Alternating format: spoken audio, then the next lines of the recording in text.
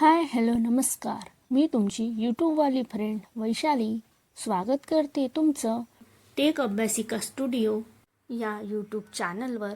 मी तुमच्यासाठी घेऊन येत आहे पायथन प्रोग्रॅमिंगचं कोर्स, तेही अगदी सगळ्यांना समजेल अशा आपल्या मराठी भाषेमध्ये.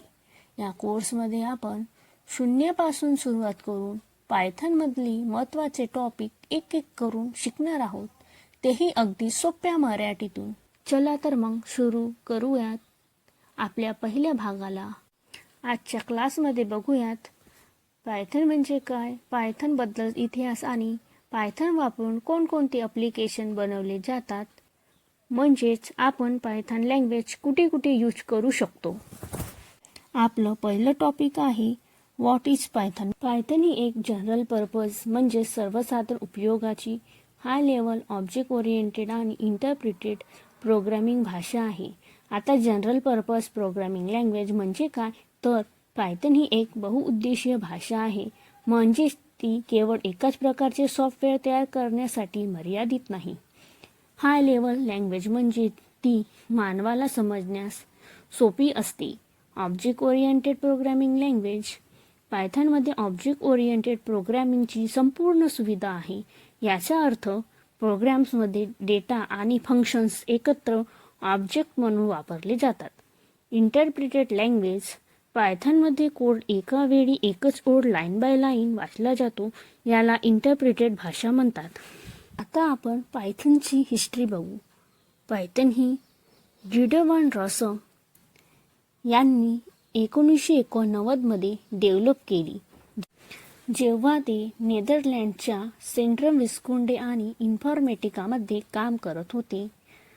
मात्र ऑफिशियली पायथन सर्वसामान्यांसाठी 1991 मध्ये उपलब्ध झाली.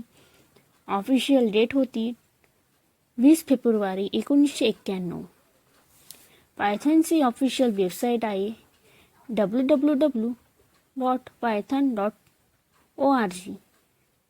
आता आपल्याला प्रश्न पडतो की पायथन हा नाव कशावरून किंवा का बरं पडलं असेल, तर पायथन हे नाव मोंटी पायथन फ्लाइंग सर्कस या टीव्ही शोवरून घेतले गेले, जी 1969 ते 1974 दरम्यान बीबीसीवर प्रसारित करण्यात आली होती.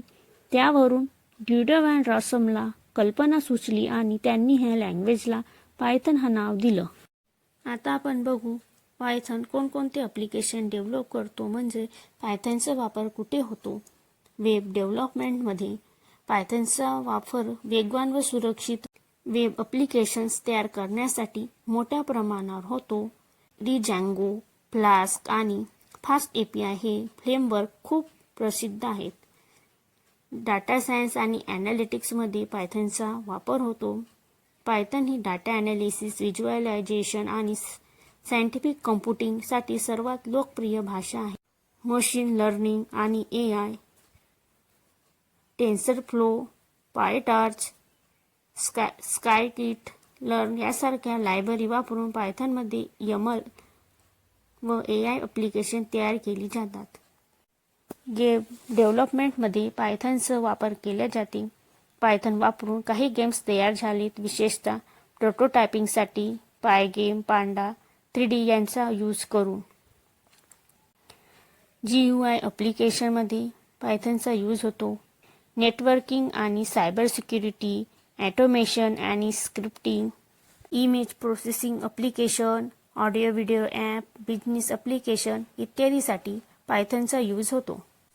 आता आपण बघू पायथनचं इन्स्टॉलेशन कसं करायचं. तर सगळ्यात आधी गुगलमध्ये जायचं, त्याच्यानंतर www.python.org नावाची वेबसाईट ओपन करून त्याच्यानंतर डाउनलोड करायचं.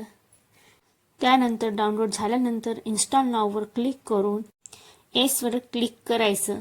पायथनचं लेटेस्ट व्हर्जन आहे 3.13.7. आता आपण पायथनचे फीचर बघू. पहिलं आहे simple and easy to learn.